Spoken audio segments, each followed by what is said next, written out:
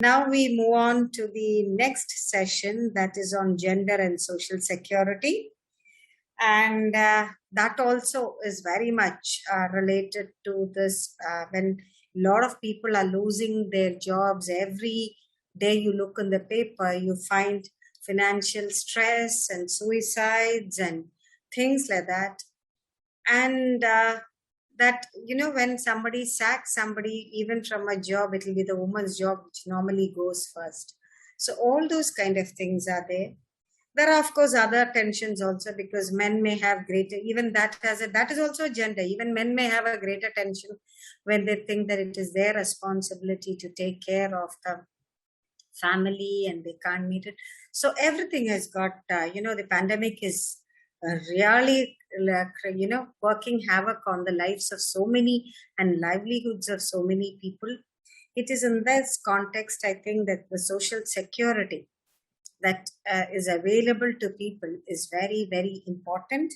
And to speak on this, we have our next eminent speaker, Dr. Sonia George, who's the state's General Secretary of SEWA, that is the Self-Employed Women's Association. She was an expert speaker at the International Labour Conference 2016 of the ILO, and her research interests include gender issues related to work and media representation of women. Sonia, are you on here? Sonia has joined in. Chinju, has Sonia joined in? Yes, she had joined. Okay, right now she has left. I don't know, maybe something wrong. She had joined around 10 minutes back itself. So we'll wait for her to. Has she joined in? No. Okay. No. We'll wait for her to join in, and meanwhile, I think if anyone wants to share some of their experiences, I think it will be really wonderful of, either the social security issue or the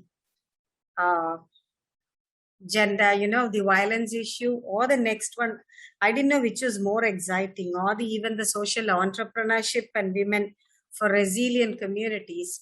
Even that, I think all the three topics are excellent. So if anyone wants to share their experience or their this on it, otherwise I think I'll go on and on, because all three topics are close to my heart.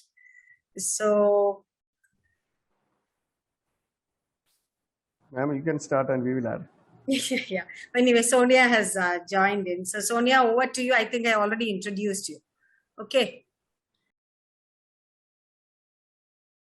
Yeah, sorry, it's heavy rain here, so some internet disturbances happen. Oh, we would love to have rain. It's very sunny here in Cochin. Yeah, so hope it will not affect further connectivity. Okay, so please. Yeah, thank you so much, Dr. Nirmala, and also Dr. Chinju, for inviting me for this workshop series that the Women's Studies Department and also Department of Youth Welfare is organizing. I think it has been a series of discussions that was taking place, and means you have gone through various aspects of gender in these days. So maybe it is, many would have been thought-provoking also, in the sense dealing with gender or the complexities of gender may not be that easy for us to take forward or discuss it many times. It disturbs personal convictions, familial convictions, or also societal convictions at many times. And it is, it many times intersect at different points also. So maybe now we have finished, I think, a thought-provoking session on violence. So maybe after that, I'm going to discuss on social security. So, thinking about social security, I think we cannot discuss social security as something that stands alone in the society.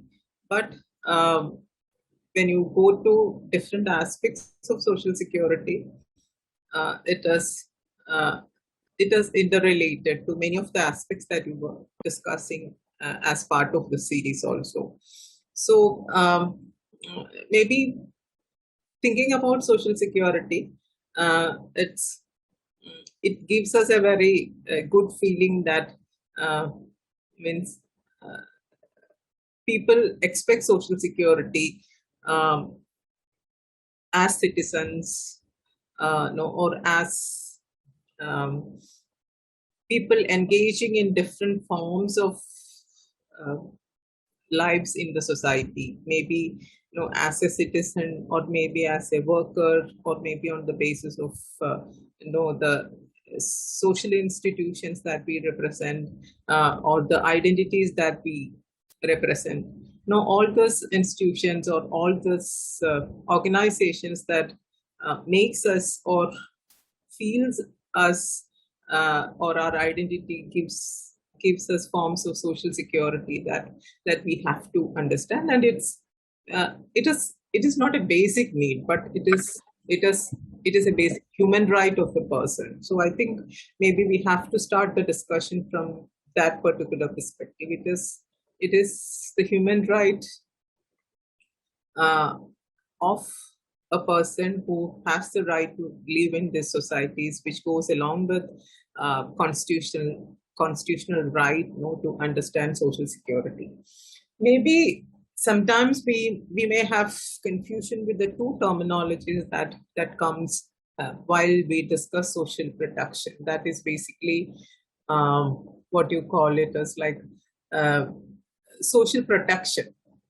Sometimes we you know overlook social security, maybe in a more general form of social protection. Maybe I think we have to distinguish between social protection and social security, or at sometimes these two intersects also at different points. So basically social protection is something that as an individual or as a community, people expect from uh, the federal structure that we believe in, maybe uh, through the government, through the state, that we expect that certain kinds of aspects of our means right to live is a constitutional right. That means we need protection in terms of security, or in terms of like our identity or our gender, no, or our religion or the society that we represent. We need means that is the right to live that we and freedom to live that, especially Article 21 of the Constitution really ensures all its citizens in India. So so looking at the aspect of social protection in that way, uh, it is something that a society has to provide for its members. Maybe it can be through a series of public measures that we expect social protection has to be given. Maybe when you look at it from a more vulnerable perspective, we think about the old age, the people who need support to live, means after certain age, what kind of social protection that the society should provide, what kind of a social protection to children a society should provide, and also so the aspects of, and what kind of a social protection, what we need in terms of gender. I think you have been discussing those particular aspects in your discussions these days very deeply, I believe that. So the concept of social protection itself is very wide, and that we have to discuss in the particular context of gender. That is what we are trying to attempt to do. Maybe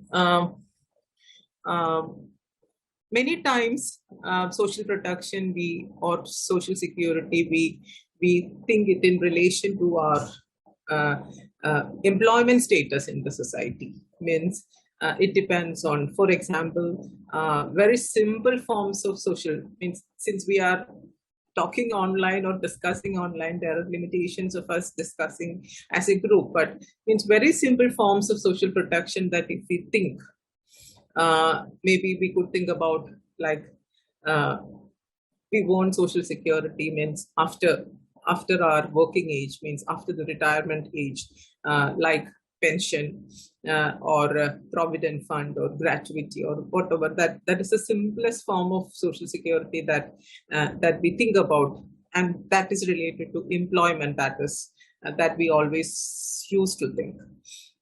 But in a society where we are thinking the societal structure, or how this concept of social protection is evolved itself, I think it's important to understand. Means we don't have time to look at it no, in detail, but maybe I'll mention few aspects. Means the conceptual aspect of the entire discussion on social protection and social security.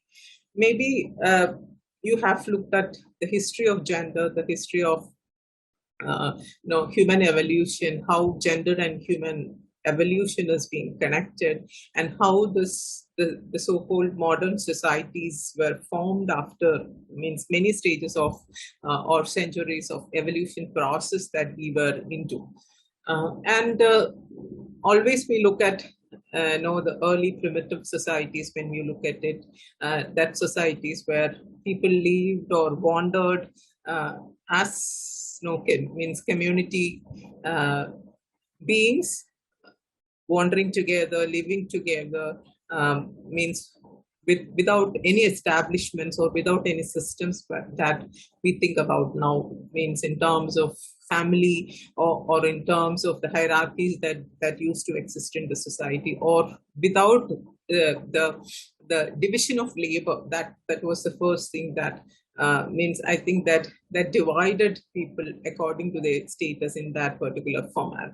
So in that society, even means the primitive or the pre-modern societies means have given us or it represents a different picture of relationships, means of man-women or societal relationships, of sharing common responsibilities, of sharing parental responsibilities, where father was not a concept at all. There was not no recognition of the children in terms of father. But now we live in a society where the children are recognized in relation mostly to their father. Means most of us have the father's names with us than our mother's name. So the evolution or the transition from a common society, or where you like to call it as a pre-modern society, to the evolution of the division of labor according to sex that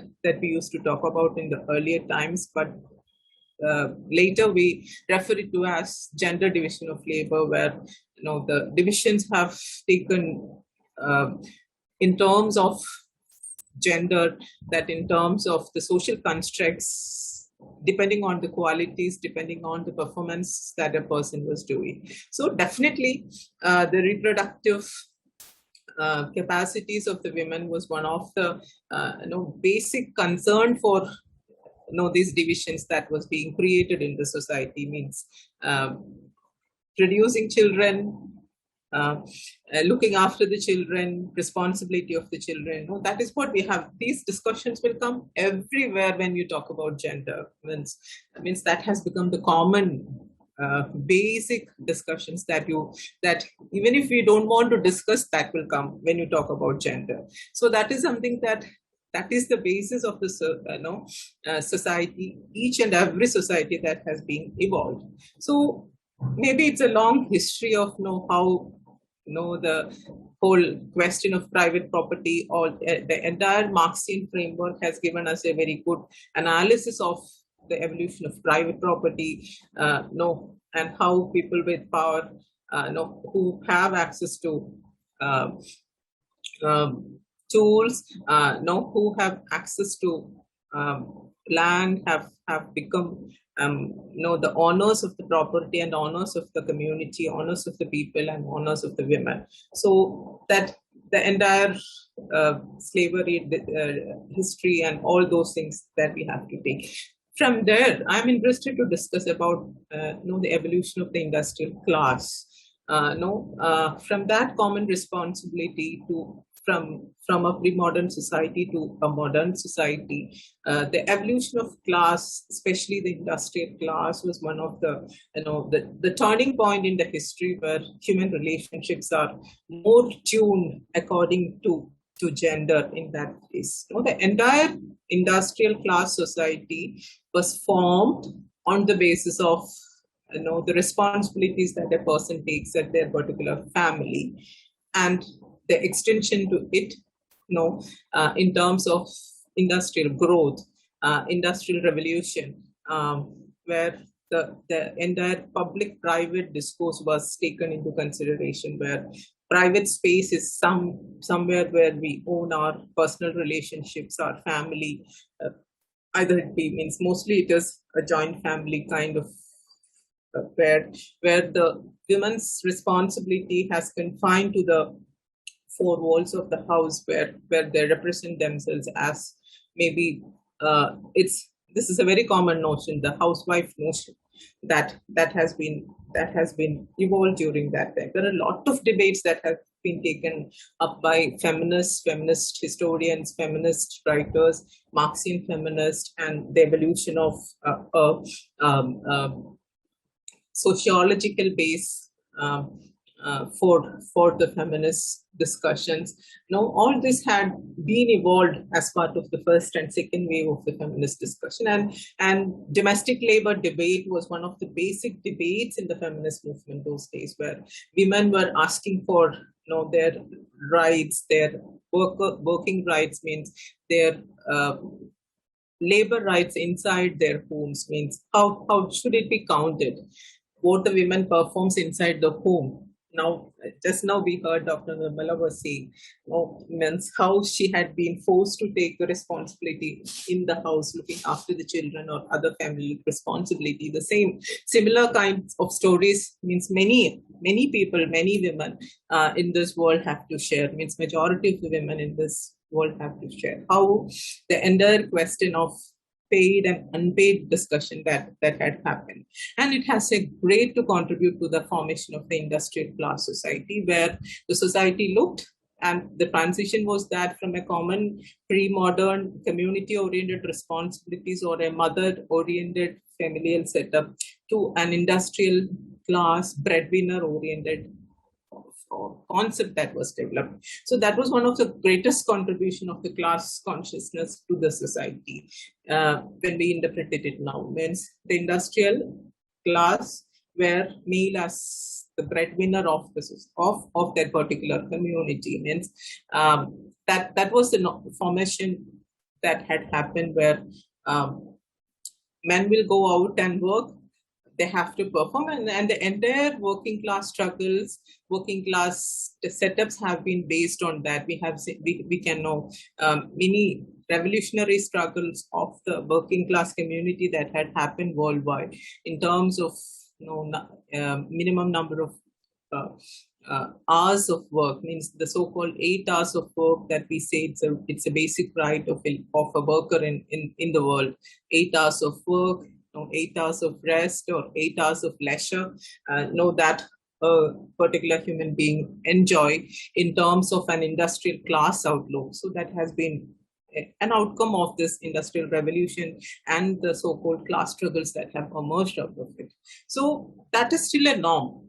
That is not changed. Means we all look as a perfect idea of a working man or a working women perspective is that 8 hours of work, 8 hours, or the rest 16 hours is like, means it has to do with one's own personal abilities or personal interest or family or whatever it is. So that is the entire concept. And in that concept, it was evolved that means the industrial male who goes out and work they are considered to be the breadwinners. That is why this context is important for us to discuss social security. And they are working for the entire family, and their entire pay structure has to be based on the number of members in the family, the average number of members in the family, plus means their day-to-day expenses of food or housing or clothes or nutrition. Means the minimum wages are calculated mostly according to the number of calories that a person earned. Means there also there is gender differentiation. Means while a man's calorie intake is taken as 3 to 4 times above a woman's calorie intake. So that kind of differentiation even it is there in understanding minimum wages also. So this was the criteria to calculate. There may be economists here participating. They very well know the concept of this calculation of minimum wage and the substantial contributory things that is associated with it based on the cost of living index. So this was the evolution of such a concept of what you call male as the working class and women or other dependents, children or the old people. They have to depend on this particular working class for the rest of their life in terms of food, clothing, or whatever health or whatever support they want to have in terms of their relationship as people inside that particular household relationship. So I think we have to problematize here while we look at the concept of social protection or social security there. That means the entire life system of a particular society is based on this. So this has been used as a grand narrative to explain working relationships in the society. How do you look at that particular approach in that? Because when you go to the next stage of it, we live in a world, or maybe you look at the context of India, majority of the people means we have only 6 to 7% of the people in the country are formally employed people, means those who have formal employment relationships or formal employment structures. That means the rest, 93% of the working population in the country are informal. Means only 7% of the people in the country are able to acquire these kind of industrial class structure or rights as a laborer in that particular class. The rest are in a very informal relationship, means unstable, with no proper employer-employee relationships. In many cases, employers are invisible, lack of minimum wages, means no fixed workplaces, no fixed jobs, means there is no guarantee. That means the unemployment rate is regularly increasing. All these are the realities of a country like India. So here in this context, majority of the workers, means for example, if you look at the employment participation rate of the country, it's like only 24% of, means 24.23% of the women in a country like India are only in the labor force. So the labor force participation is calculated in this way. Maybe when you look at, and that is one of the other indicators that we have to look, when you look at a country, since we are talking from a state like Kerala, when you look at it, the labor force participation of the present labor force participation of women in the state is only 20%, and it is less than even the national average.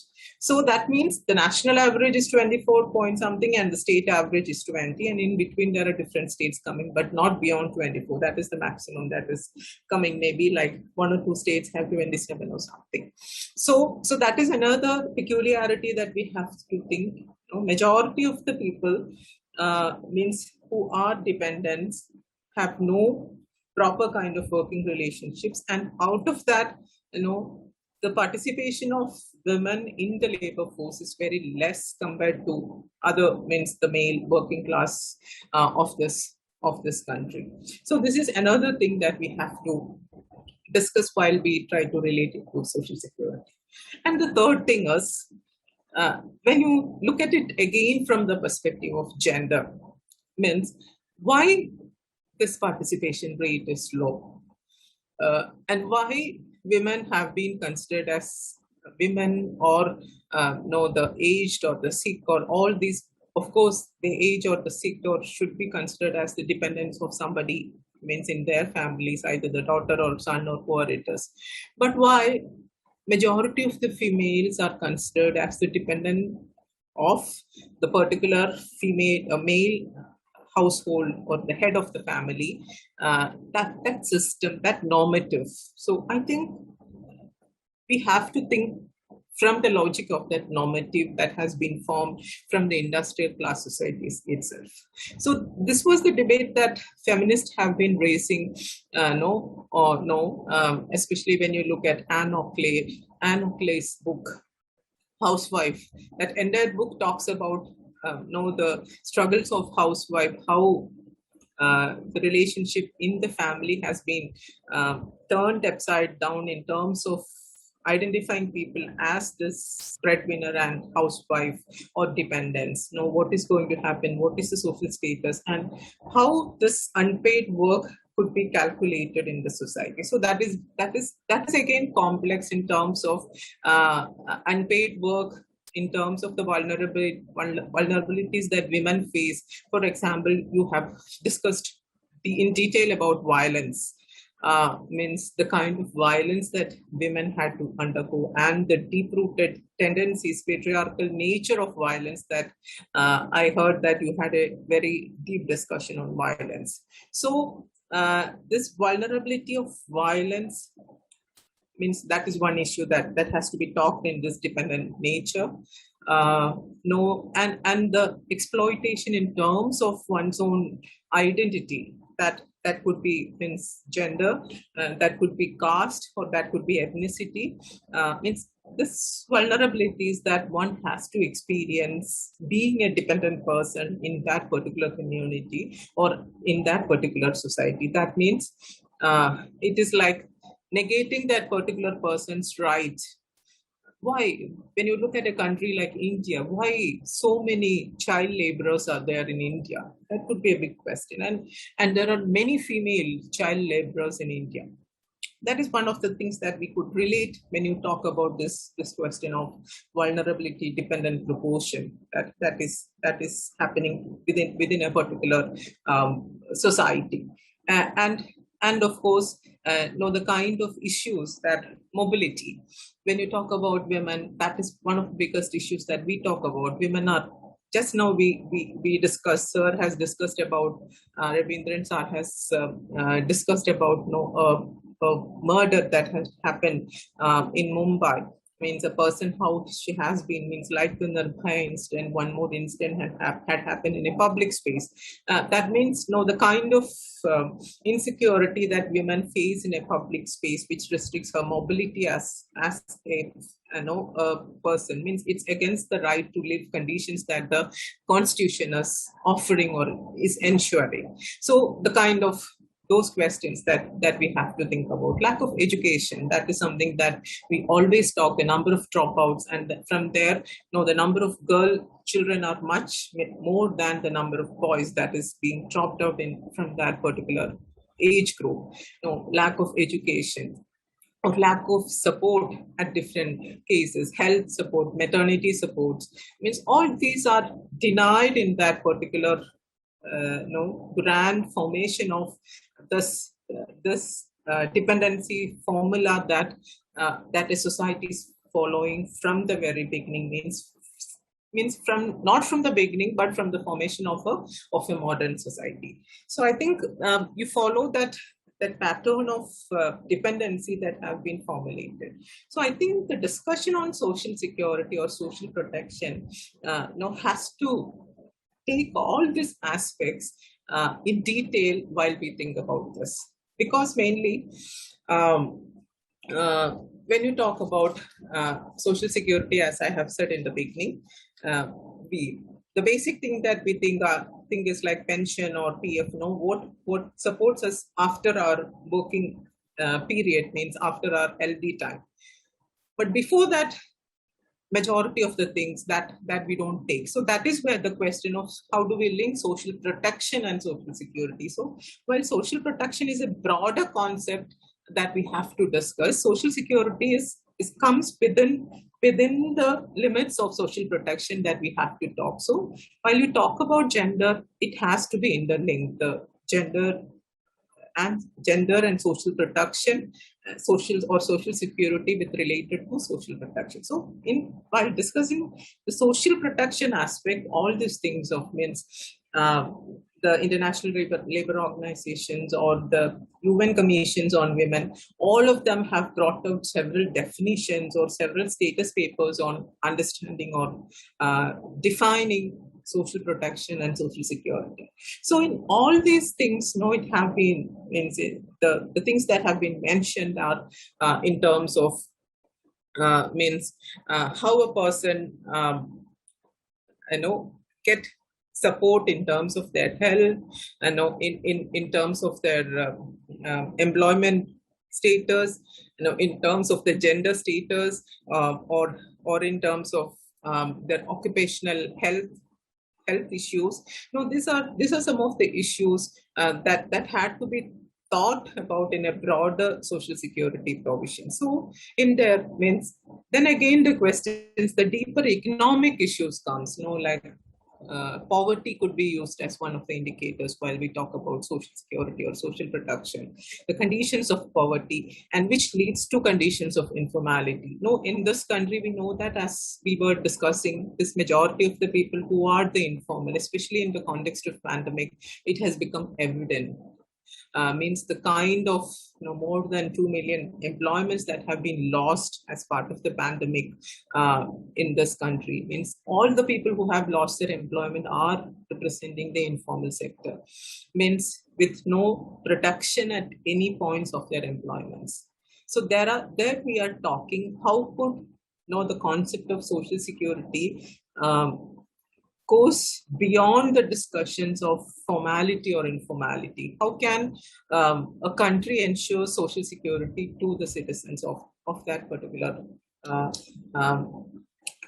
means the citizens of that country? Means that is where there have been so many international debates or international discussions happening, and ILO has a convention itself on 90. It's a very old convention. The convention number, now we are talking about 190, convention number 190, 190, but this is an old convention, 102 of 1952, which talks about universal social security for all, but still that has become a distant dream for majority of the people, and where gender draws basic attention. So maybe when you focus again to the gender aspects of social security, in that how could you define the position of, or how could you define means the citizenships in that particular place? Could it be in terms of employment? So why the employment status is so low? And recently we have seen in Kerala that the government is talking about recognizing the unpaid labor of women. That has become a main discussion that is going on also. It is a kind of what you call legitimating the housewife tendency of the communities. It's like a housewifeization of that is what the entire old debates by Anne Oakley or Michelle Barrett have taken. How the entire concept of anti-social family is being taken as a norm of the government, of the state.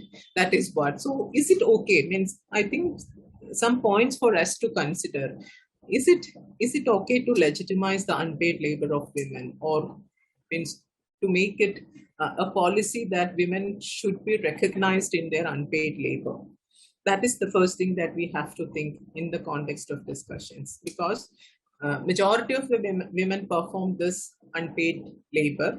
Here again, this whole aspect of social reproduction that we have to think, means it is not only the unpaid labor that is like cooking or cleaning, it is the labor to look after the entire household in terms of the old age, sick or children, the household, the entire household management, the entire community management that we say means if it is based on communities, religious communities or caste communities or whatever it is, it has become the responsibility of the women to take care of the communities. For example, we can see that majority of the services that is being offered by women are voluntary. That is the concept that is being developed. We can see that the entire aspect in the state means we have seen the frontline workers like the Anganwadi, Asha workers who are in the forefront of fighting against COVID and who have become sick in the process.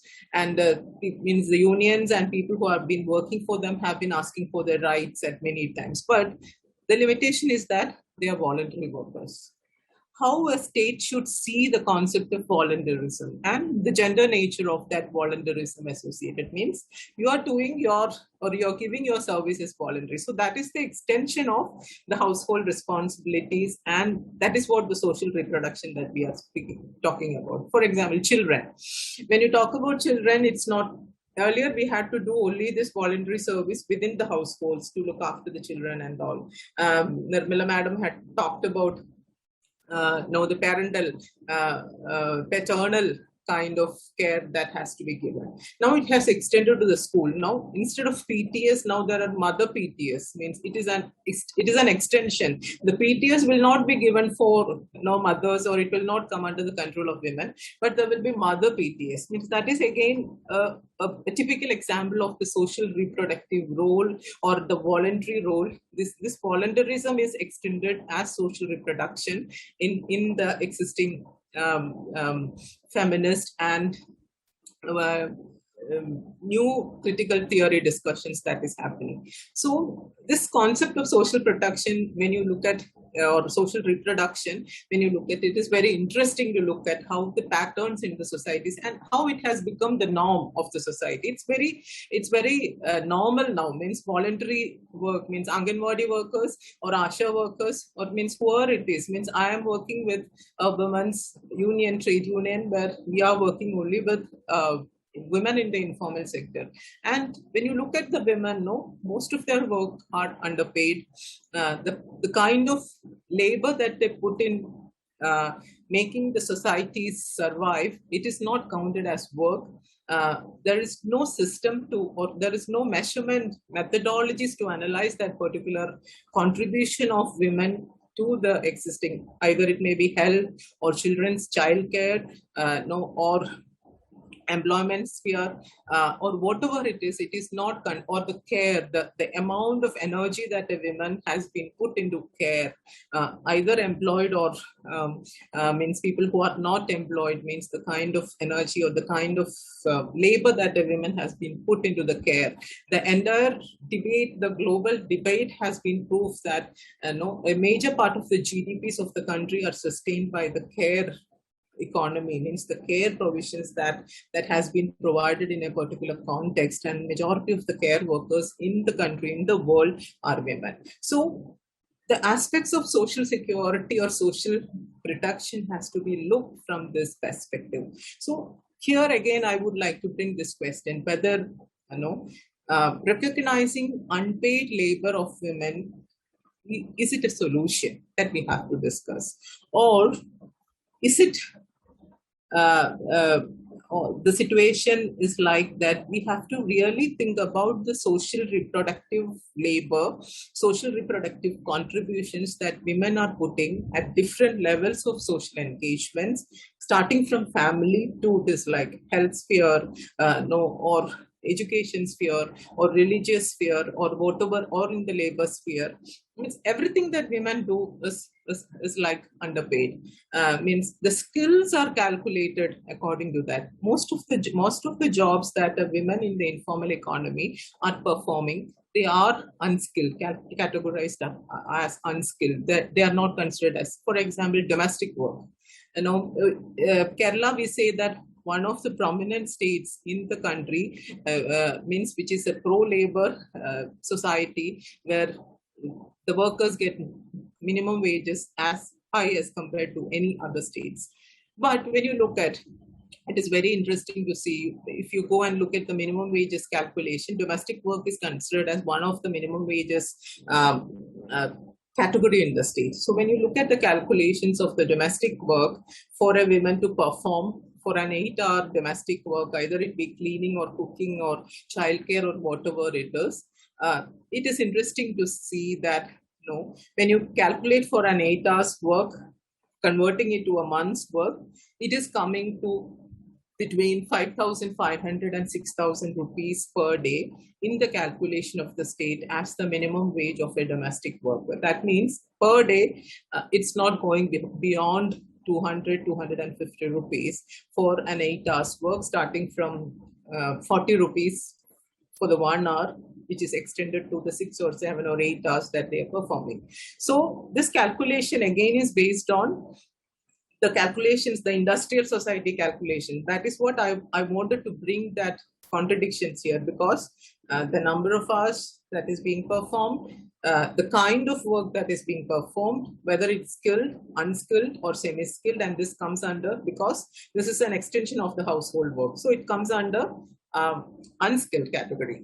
And that unskilled is categorized. It is put into calculation under the cost of living index, where this unskilled is the major calculation measurement that is being taken, which provides 40 rupees, starting from 40 rupees to 6,000, maximum of 6,000 rupees per month. So this is the kind of problematic calculation that industrial society is giving in the existing framework. So I think the entire question of social security has to be re-understood or restructured, or maybe I'll say beyond that, to be deconstructed. Our notions of understanding women's work, women's contribution, or is social security something a dependent right of a person, or is it a right of a person as a citizen in a particular community, in a country? So whether it could be considered as part of dependency or as part of one's own right to live or survive in this society with the kind of labor that a person is putting in. So that is where the question of informality, the question of unskill and skill, and again the question of gender intersects at different points. This intersectionality of measurement always puts the concept of social. That is where we are thinking about housewifeization and how do we recognize housewives. Is the labor in the family, how can we gender it? Means how can we talk from the perspective of the gender when we think that in the violence context you have discussed, it is like very personalized affair within the family, that women have to take responsibilities of the entire family and she has to be paid. No, that is like, we think that in a democratic society, when you think about responsibilities of the children or the parents or the sick, or it is a common responsibility. It is not a paid responsibility. Yeah, it could be paid if you take a third party. That is where the relevance of domestic workers come in, or assistants come in. When you take a third party into our work, it is like a paid job. When it is performed by individual people within the family, how do we look at it? Is it payment of the unpaid category or the security of the unpaid category, or you are enabling that particular space to be a common sharing space where people have the right to work, where it could enable more involvement of women in the labor market, more involvement of or equal participation in terms of skills and capacities of a particular person, so that equal contribution to the social security in terms of health, in terms of surviving after their productive years, or in terms of their maternity benefits or rights, or in terms of their occupational safety being provided through this change in the normatives that we normally believe that is the trending, or that is the guiding principles of a particular state. So while you discuss it, maybe we are reaching to the end of the discussion where we can have more discussions on this. I would prefer that we go for more discussions. So how do we look at this there is a normative frame of social security or social protection that has been developed as part of the existing norms. Is there or do we have to think about going through that existing norms, or do we have to deconstruct the perspectives that we have imbibed as part of this centuries old or influenced social reproductive relationships that have been formed as part of the transition of the society from pre-modern or to modern, or now we say that we live in a post, means the concept of postmodern helps us to deconstruct the concepts that we believe. That is the beauty of it, no? So how do we deconstruct this existing so-called dominant possibilities of social security to a more inclusive policy where so many things have to be challenged, the concept of care, the concept of employment, education, means the concept of poverty, means sharing of resources, who owns the resources. That is a basic questions in this process that we have to think about, means ownership of the resources, means there we have to think about the existing family, means personal laws or that kind of laws that is existing in the community. So this is an intersection of many existing inequalities in the society that we have to think about while we really come to the conclusion of what the questions of social security in the context of gender that we are thinking about. Thank you. Thank you, Dr. Sonia. I think you've beautifully highlighted a lot of inequalities, gender inequalities that exist in society. And I think rightly you started also by highlighting that, only a very few, about 21/4 of the women are in labor force participation. Now, just coming to comment this, I'll just share one or two common comments, okay? Whenever we used to ask our students, മോളെ അമ്മ എന്താ ചെയ്യുന്നത്, അച്ഛൻ എന്താ ചെയ്യുന്നത്, അച്ഛൻ എന്തെങ്കിലും ഒരു ജോലിയായിരിക്കും, അമ്മ എന്താ ചെയ്യുന്നത്, അമ്മ ഒന്നും ചെയ്യുന്നില്ല. Okay, that literally sums up the concepts of social concept of labor. And other, as Dr. Sonia was saying, if you look at a lady's life at that time, that is why we are using now. Slowly, I'm glad to say, as Sonia pointed out, Kerala government is thinking, government of India is thinking, how do we account for unpaid women's labor? If only 1/4 of the women are working, the rest of them are working. അത് use ചെയ്യാൻ എങ്ങനെയാണ് work ചെയ്യണേ എന്നുള്ളതിനൊരു പുതിയ tool ഉപയോഗിക്കുന്നുണ്ട്. That is A time use pattern. ഒരു 24 hour time എടുത്ത് ആണുങ്ങൾ എന്ത് ചെയ്യുന്നു, വീട്ടിൽ നമുക്ക് നോക്കിയാൽ മതി, ആണുങ്ങൾ എന്ത് ചെയ്യുന്നു പെണ്ണുങ്ങൾ എന്ത് ചെയ്യുന്നു എന്ന് വെച്ചാൽ യു വിൽ ഫൈൻഡ്. ഇപ്പൊ latest, I think the last economic survey of the Indian government has highlighted that women are engaged 5 times more in unpaid labor compared to men. But women are working. The unfortunate thing is that they are not included in the system of national accounts. Adinoru value കാണുന്നില്ല. By 8 hour rest, 8 hour that Dr. Sonia was talking about just doesn't count here. So now the government is also thinking, how do we account, if we actually, account the amount of unpaid labor, what will happen is, you look at the unpaid amount of unpaid labor that women are doing, the system of the national accounts of India will be much more, the national income of India will be much more than what it is. So we are seriously thinking of how do we, and there was, in case there are non-Mallus, there is a movie in Kerala, which was The Great Indian Kitchen. If you see it, you literally see the work that a woman slog, she has to slog and slog and slog. Of course, it's not that bad now, but that shows. So time use is a real this. And there was another example. I really wanted to share that with you. This for Mallus who are here, they know there is a Sohan Roy who produced the Dam 999 movie. I saw in the news, TV, a recent this where in Dubai, he has a firm, his firm is in Dubai.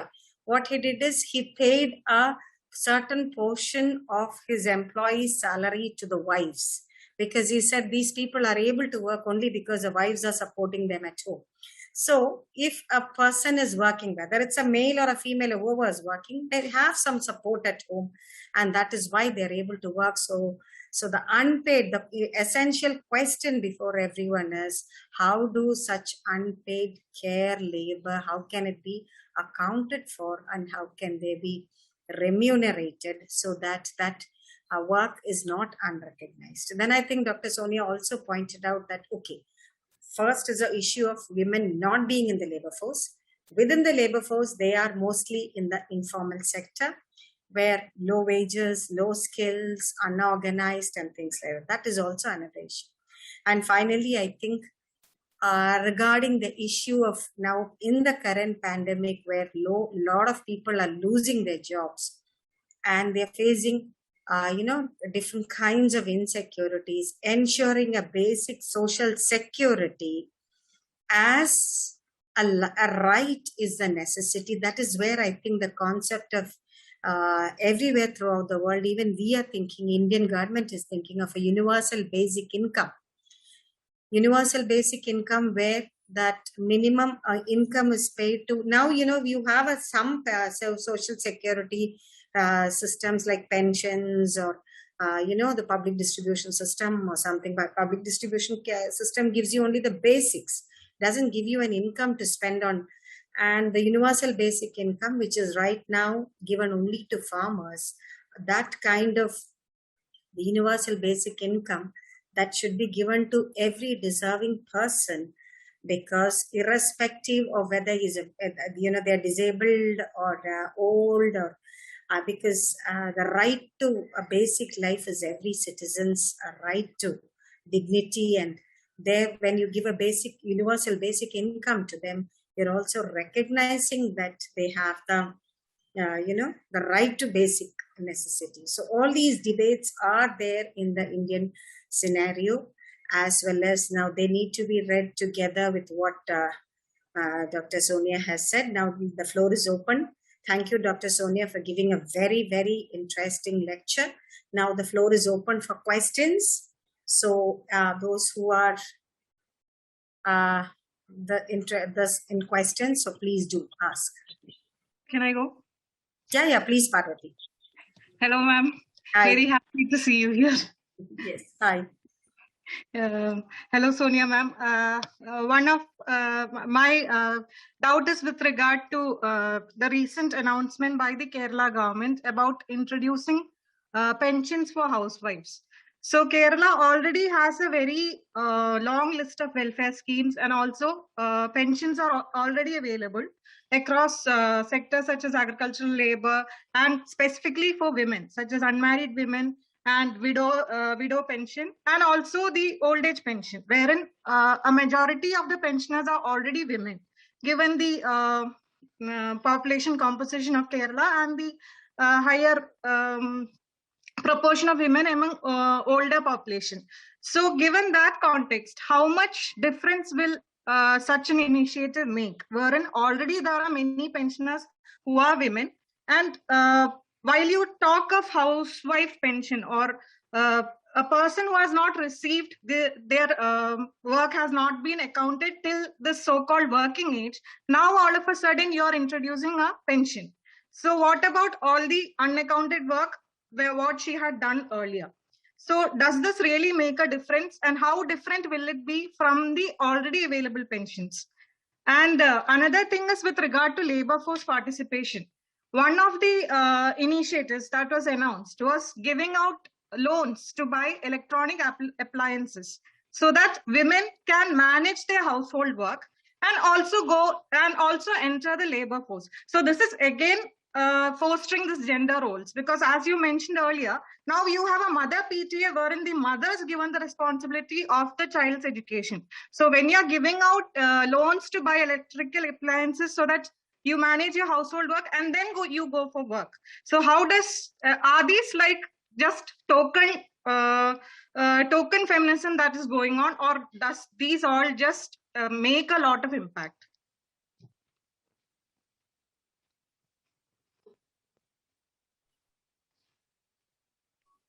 A related query is posted on the chat box also to what Dr. I think this is Dr. Sonia. Dr. Sonia, you are taking the question? Yes, yes. So shall I take it towards the end or now? One more question, ma'am. Whichever you're comfortable with. Maybe similar questions are coming, so maybe towards the end I can respond. Hope we will not forget the question by then. That is the yeah. Any other questions? I'm noting it down. One more thing.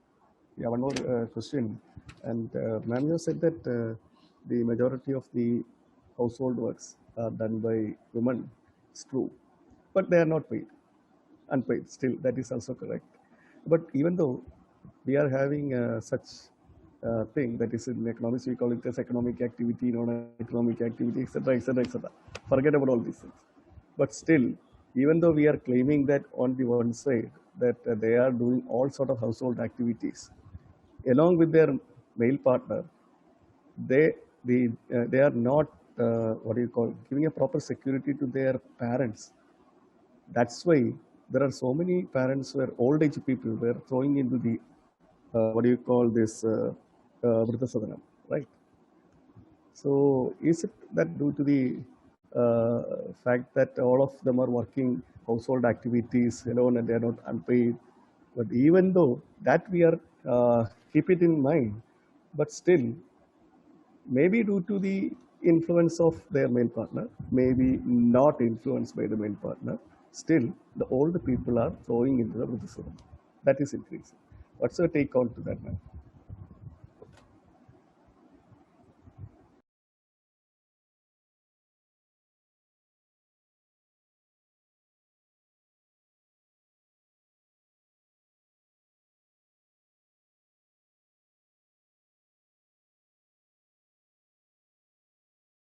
Any other questions, or shall we answer this and then other questions we can take as it comes? Because we are running short of time.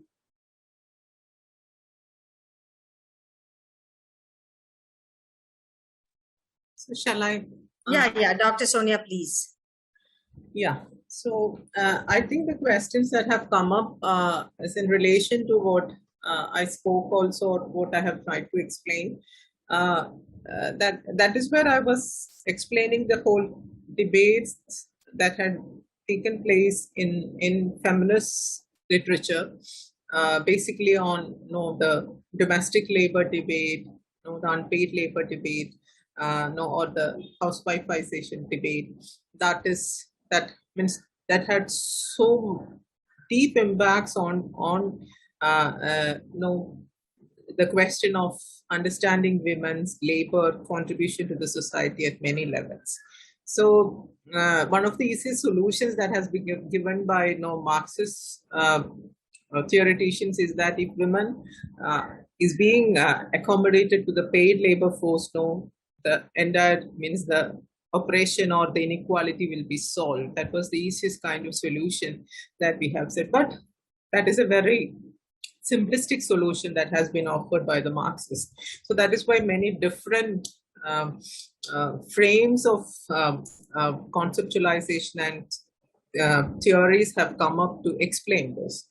Because that is where, again, as a feminist means who strongly believe in that family is a joint responsibility, paying women or paying housewives or giving pension, offering pension to housewives means I heard the question that Tissi, while she was winding up her session, saying means when if Kerala is a model for many things, is Kerala is a model for gender means for others means no. This if Kerala is taking this approach means by establishing a pension fund for the housewives in Kerala means it cannot be become means a model state for others or model society for others, because that is where the entire discussion has to be focused. Means I already said no, means I work with the different categories of informal workers, and home-based workers are one of the most, means the majority of the women in Kerala perform home-based work, means it's not household work I'm referring to, it's different kinds of production that they do within their homes. So they are, means doing, or they are working for many international means or corporate supply chains or domestic supply chains. They are doing the least assembling work sitting in their homes, and the companies easily, so they are all underpaid. And the reason the companies or the middle agents are saying is that they are not in the list of, or in the records of any of the big companies where they are the ones who are actually manufacturing with the raw materials. One of the best examples that I always say is, means where I work directly, that is now my part of the research of my postdoc research also on the umbrella makers. Means Kerala is well known for its umbrella, St. John's Poppy, which was a St. George company brought by Protex. It's very famous. So the entire production work of this umbrella manufacturing company is through home-based work. And the women, these so-called housewives, no, the companies say, no, this means they are underpaid. Means for like assembling a dozen of umbrella or dozen, not like 144 pieces, means it's 12 dozens, they are getting 140 rupees, means for their 2 days of work, means it's like really underpaid work. So when we ask the contractors or the middlemen or the companies, they are saying these women means they are sitting at home, this is their time pass work, so they just get a pocket money. But no, the kind of labor that they put in, the skill work that they put in to bring out the beautiful umbrellas that we use, how women's labor is underestimated within the household. So this is a basic contradiction that I would like to point out. So here we are thinking about this contributor, means the pension. I think the familial responsibility is a shared responsibility. No case for debate. It is men's or women's or children's. No, it is the entire means family's responsibility to take care of the family. There again, the government, means we have gone through a series of discussions on the smart kitchen that the government has proposed now. No, to make work easy for women. No, smart kitchen should be there. No, to make the family household chores easy, so that women will be enabled to go outside and work or perform their skilled work, and they get money or they earn money, and from there they earn social security. So I think the debates or normative discussions have to be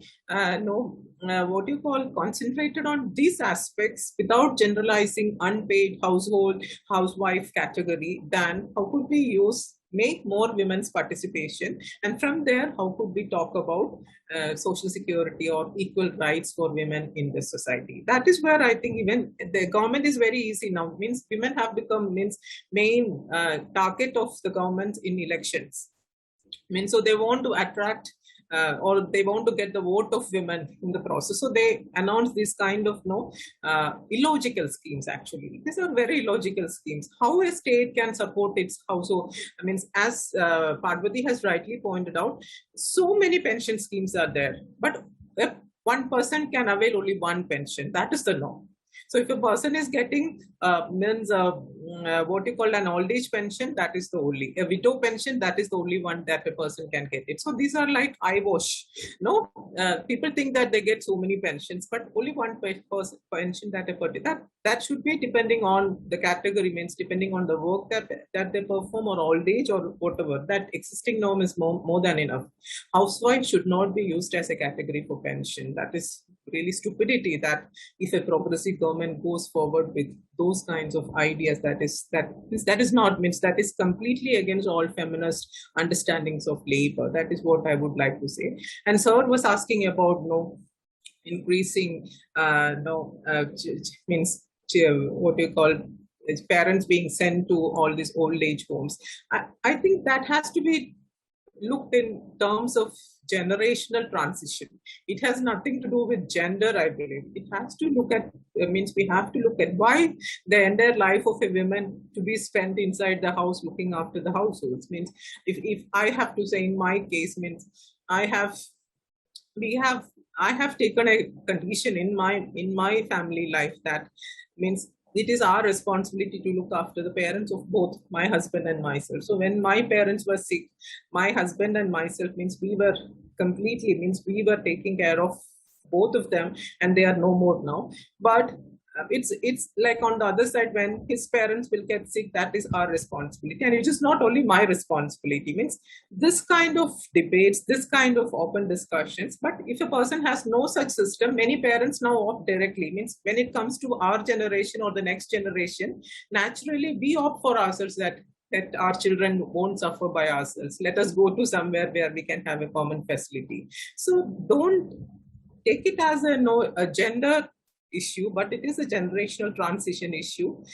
No, the society's transition, that is what I said, maybe more of a kind of postmodern kind of human relationships that is coming into phase. And maybe we should not connect it with gender at all in that context. Thank you. Now there's one more comment, and that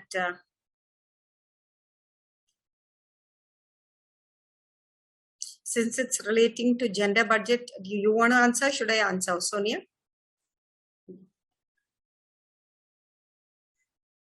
You can also answer, ma'am, no issue.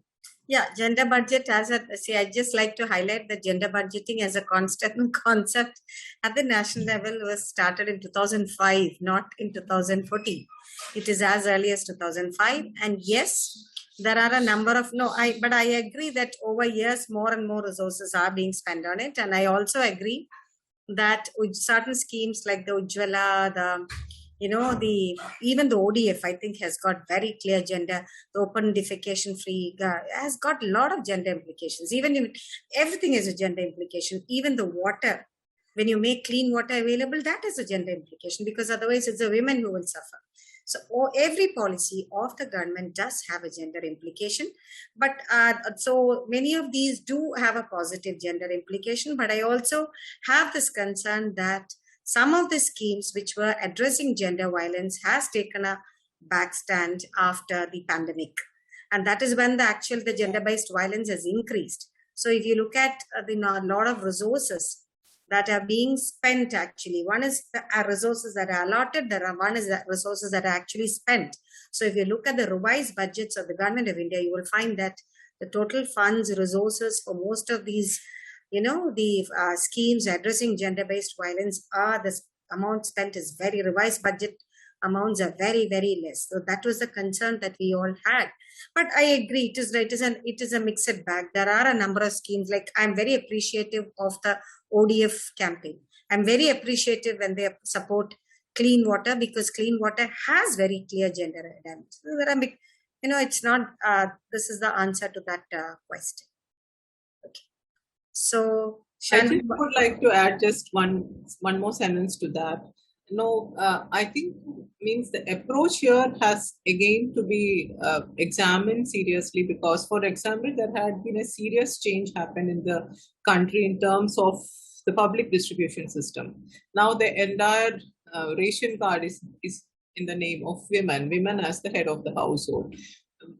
Means when you examine that or analyze that, means shifting of this burden of household onto in ration card, has it changed the situation of women in the country? That is something that we have. And the second thing is related to that is the cash transfer. The subsidies, the entire subsidies have become now cash transfers. So means the women were always feeling when they get subsidies and they had to pay less money, or they had to get things in free, means that is one of the debates, that to receive things in kind really supported women in terms of their sustaining families. But receiving things in cash means that goes basically to men, and men control the money in the house. So this is another thing that we have to look when you look at this gender kind of gender supportive programs that the government is initiating at different levels. And this is again the question of this has to be debated in the context of universal pension, universal basic income, and all those concepts. When it comes, who is going to benefit from it? So I think that has to be highly debated, seriously debated. Thank you. So I think due to paucity, otherwise we can go on and on. That's a very interesting session. But then I think due to the lack of time, we have to stop. So thank you, Dr. Sonia.